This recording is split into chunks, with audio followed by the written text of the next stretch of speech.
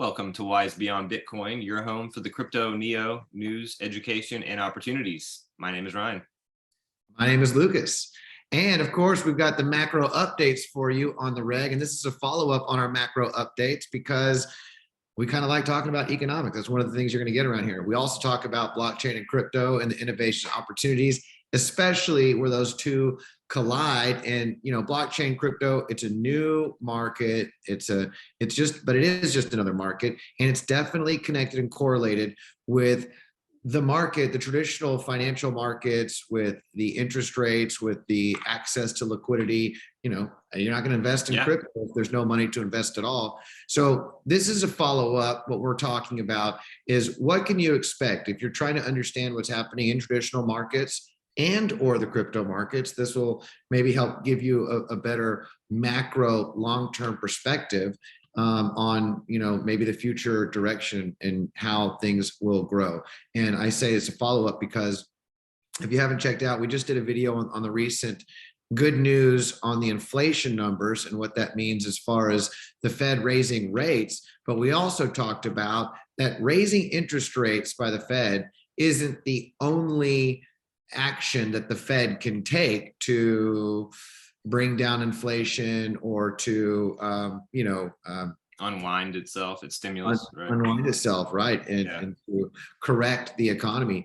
Now, that being said, we've also talked about other factors that the Fed doesn't have to be involved with, like reducing tariffs that the government can help bring down inflation. So we'll continue to talk about ideas. It's all about education, learning, and better understanding. That's what this is here. And if that's what you get, well, you know what to do. Right now, let's get into it and see, what are we dealing with? What does it mean about the Fed is about to ramp up balance sheet shrinkage, and how's that going to play out in the economy?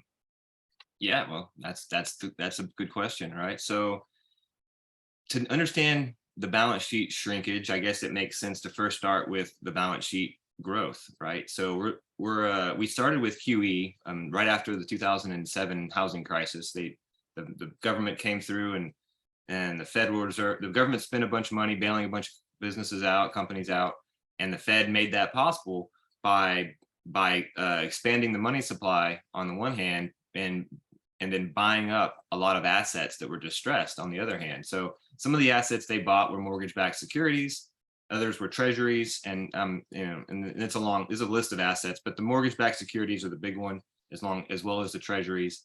And so what the Fed does is it buys these assets from private companies, and then it makes the purchase with money that it just created out of thin air on a balance sheet, right? So it's either like a digital entry on a ledger. It says that we now have this money and we transfer it from our account to yours, and then they get the assets, right? So they print a bunch of money and acquire a bunch of assets, and their balance sheet grows as these assets grow, right? So this balance sheet is just it's a statement saying their assets and their liabilities, and their assets have grown a large amount. They've increased their balance sheet roughly about 4.5 trillion. And this is just a response to the pandemic. This is not including the trillions that they increased during the housing crisis in 2007 and 8. So we're looking at just the 4.5 trillion that they've increased since the pandemic started. Mm-hmm. So quantitative tightening is essentially the idea that they're going to shrink their balance sheet and unwind these purchases. Now, the way the Fed does that, it can do it in two different ways. It can either sell those assets directly, or it can wait for them to mature and then just not reinvest the proceeds, right? Because the Fed, when an asset matures, the Fed gets the money, whatever amount of money that was promised in that contract, mm-hmm. at a certain rate of interest. They get that payment. They can then choose to reinvest it in another, say, treasury or mortgage-backed security, or they can do nothing with that money and just let it sit idle. And that's what they're going to do. They're going to not reinvest these assets as they mature. So that's either not reinvesting or the selling. Either way, they're taking cash out of the system. Either way, they're reducing the liquidity. And now let's talk about the rate at which, because this is about to change. big time. So Well, double. it started in June. They started letting 30 billion in treasuries roll off and 17 billion in mortgage-backed securities. And next month, they're going to double these numbers to 60 and 35 billion. So the pace of the shrinking is about to double, which is significant. So the question that immediately is kind of raised by this is, well, to what extent has the market priced all this in? And to what extent is it even looking at what's going on with the balance sheet, and or is it too focused on interest rate policy? And that's a Right. good point. You said that because all over, television, whatever news stations you're watching, it really doesn't matter because they talk about the same subjects, maybe with a different perspective. But the main topic is, what is the Fed doing? What is the interest rate? What is the inflation? And that's fine, but there are a lot more impactful decisions being made when it comes to the health or the growth of the market and the economy. And this is what you said. This is a big deal. And let's talk about the money creation and the money supply and how intimately that is tied to the collateral and to the assets that banks, because many people think that money supply is, the interest rate that the Fed sets has the most to do on these levels. And the reality is that there's that shadow banking system. There are many other institutions that through this mechanism, they are allowed to make loans and create money. And when the Fed does this, they're basically not only sucking out liquidity that's there, but they're making it a lot more difficult, Yeah, right. Well, what's one of the big unforeseen consequences? Well, it's not completely unforeseen, but one of the big, black swans that we're concerned about here is that these lending markets, when the cash is pulled out, because that's what the Fed's doing, they're shrinking their balance sheet, and that's draining the market of cash, draining the banking system of cash specifically. Those lending markets that those banks had that cash parked in, they're going to be less liquid, right? And in the last time this happened in 2019, the actions of the Fed shrinking their balance sheet actually led to a massive crisis in the treasury repo markets. And what happened is that the lack of liquidity, because of the banks, losing all that excess cash, that liquidity seized up. You had a liquidity crisis, and then repo rates or borrowing rates essentially spiked. And this meant that there was that banks and other borrowers like hedge funds and businesses and people that use these markets, they couldn't, there was not any money to borrow, right? And of course they weren't going to pay these crazy rates. And so what does that mean as well? That means that the businesses don't have money for payroll. They don't have money to buy their inventories, to pay for anything in the supply chain. Now you want to talk about labor market shrinkage, because right. This is funny because and this explains a lot for those who are wondering how come the labor market seems to be so strong with all these actions that the Fed is taking with interest rates. Well, it's because the labor market is actually controlled a lot more by the liquidity and the size in these markets than it is with the Fed. So sure. Those interest rate hikes. So this hasn't even really begun yet, and they're just beginning to double it. And so why we bring this up as a follow-up to our inflation, our macro videos, is that same thread of, look, yeah, there's a lot of action being taken to bring us back into a bull market, to bring us back into a happy growth phase, but we are absolutely still in the midst of a lot of effort being taken to shrink the economy. So absolutely has an impact. And we're still not at the end of that process. We're in some ways in the middle, or kind of near the beginning of it. If you consider that this is, they're talking about quantitative tightening taking like 2.5 years, a $2.5 trillion shrinkage of the balance sheet. And the question is well, what happens when all of those bonds and mortgage-backed securities go for sale because the Fed's selling them? And at the same time, the cash is reduced that the banks have because of the fact that they are reducing their balance sheet. It's going to reduce the amount of liquidity and cash in the banking system. So you're running into this kind of perfect storm where, you know, you could really see some, what they say here, you know, shock, negative demand shock, violent dislocations. I mean, these are the kind of massive spikes in liquidity, or I'm sorry, spikes in, or I'm sorry, massive liquidity crises, draining liquidity, that shocks, that this is a shock. Not, so it's different than like a mild recession, or like when inflation is out of control and the Fed's going to step on the brakes. That's one thing. But when you have a liquidity crisis and lending market seize up and there's a shortage of money, you're talking, that's a whole different kind of crisis, right?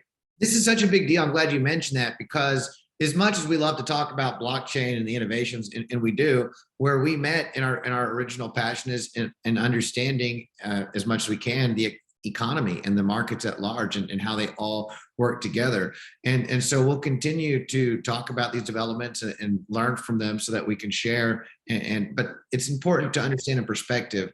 You looked at how much the balance sheet going from 30 billion a month to 60 billion a month. You look at these numbers of trillions, then you go back and you look at the cryptocurrency and blockchain market. And when we did a recent video on Senator Warren and her screaming about the health of the financial system.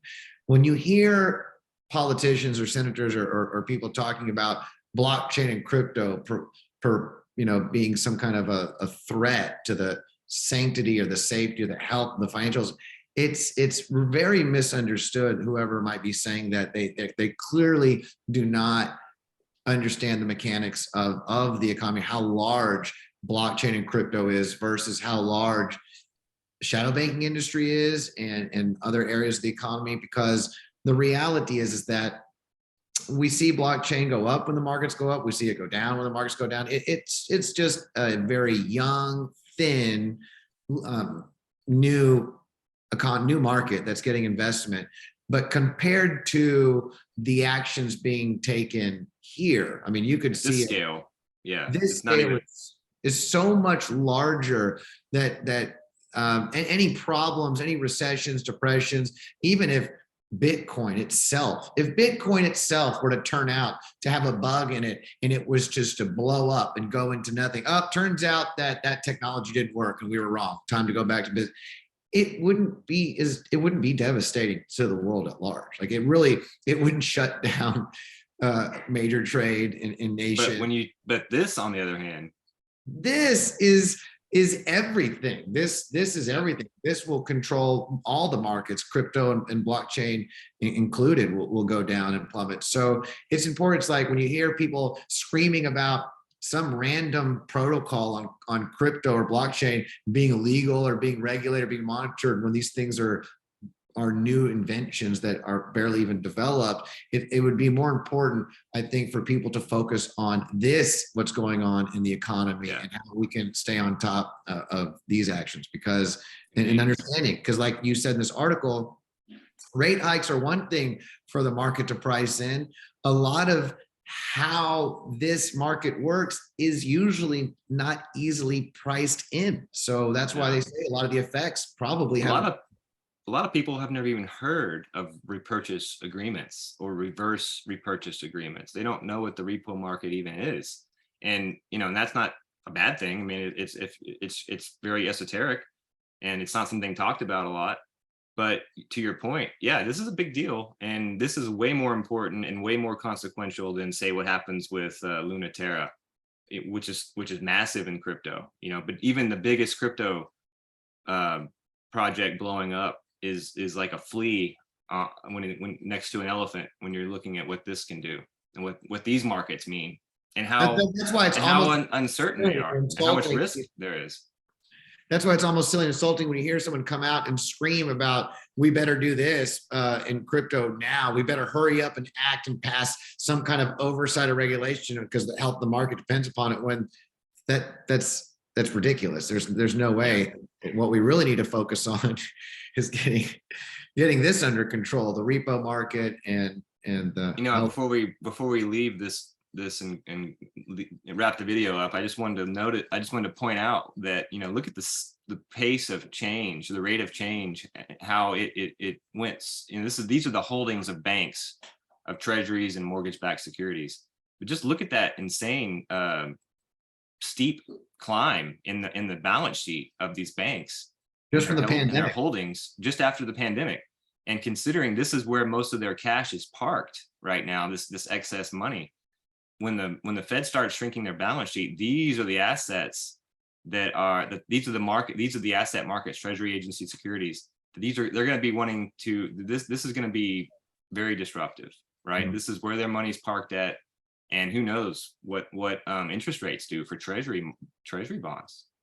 Okay, so before we wrap this up, we might have talked about it, but we'll just, if you enjoy learning about the economy and the market and how it may connect to blockchain and crypto as well, we appreciate the support. Subscribe, like, notification bell, all that good stuff. Of course, we've mentioned this is just our research. It's sharing our understanding, and it's not commercial advice, legal advice, financial advice, marital advice, medical advice. Do your own research. We do feel that you have plenty of time to do it. This is not a hurry up and act now. We're not selling anything, but if you'd like to support our channel, we appreciate that. That being said, it's a great time. The best opportunities aren't when the markets are in a frenzy and they're in a bull run and there's the prices are just shooting up everywhere and money's flying. Although it looks like this may take some time to play out, we're looking at maybe a late 2023 or 2024 for sure to see a lot of these actions play out. This is what gets rid of those projects that aren't worth anything. There's a lot of junk in bull markets. When all that excess money and excess liquidity is around, you have a lot of problems. And those that can survive, those projects that are building on the Web 3.0, that we will be using these applications, this is where you can take your time and find the opportunities of a lifetime, because there are a lot of beautiful projects building amazing decentralized applications with this new security that blockchain offers. And there are projects that don't even exist today that are going to come about to revolutionize. So you have plenty of time to do your own research and to learn. And if you'd like us to be a resource in that journey, we appreciate it, and we appreciate that support. We do look forward to bringing some direct consulting and educational opportunities for those who wish to catch up to speed, but you can reach out to us. And I feel that we've covered this pretty much on this topic. Are we good on this? I think we got it. We're good. All right. Well, until the next time, have a beautiful day, and namaste, y'all. Thank you.